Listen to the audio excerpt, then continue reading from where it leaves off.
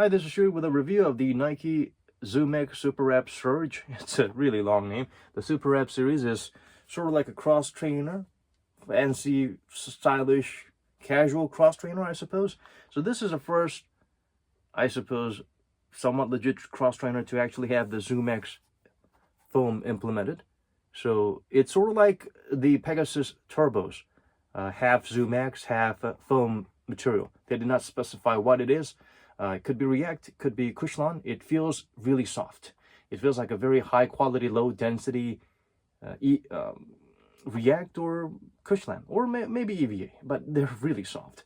Of course, the ZoomX is very plush when you feel it here, but upon wearing, it does not feel like the kind of ZoomX that you're accustomed to from previous models. Like, let's say the closest comparison would be, of course, the Pegasus Turbo. Doesn't feel as good. I did complain about the Pegasus Turbo having somewhat of a lackluster amount of ZoomX, and I wish they used the full ZoomX material, but wearing this actually makes me realize that Turbo Pegasus Turbo is actually not a bad implementation of the ZoomX in combination, in tandem with some other foam material. So the ZoomX is not exactly something you can feel. It feels like a fluffy React, not a full ZoomX. That's a disappointing outcome of this shoe. So this is more like a trainer instead of a runner, so you can see that it's got a lot of lateral support, like this little plastic plate here, and this exaggerated midsole, as well as the outsole, which is sticking out here as well, and this plastic little bit.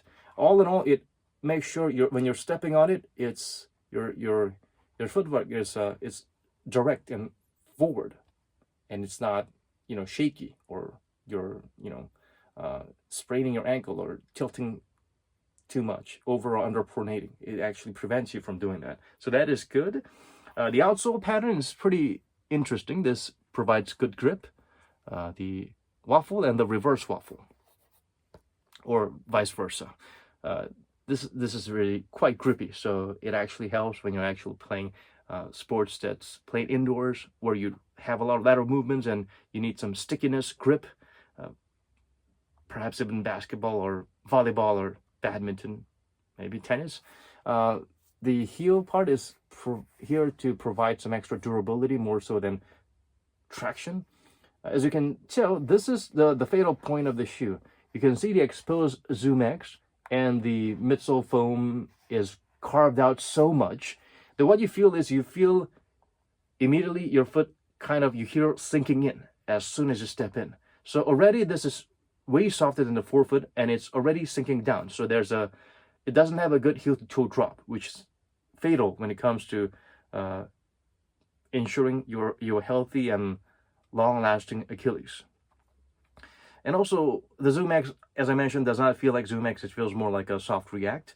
Overall, it does not have the plushness of a ZoomX shoe, and because there's this very disturbingly bizarre unbalance in terms of the sinking sensation in the heel, and somewhat of a firmer and flat sensation on the forefoot. I wish they would have, one thing they could have done, reversed it so that there's a lot more of a sinking and softer feeling here, like maybe a couple of holes on the pivot points, and instead they just cover this up.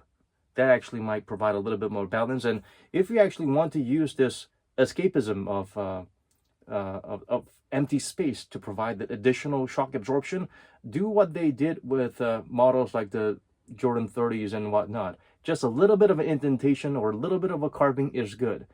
When it's like 50% of the entire heel, it's not exactly great. It just provides a sinking sensation.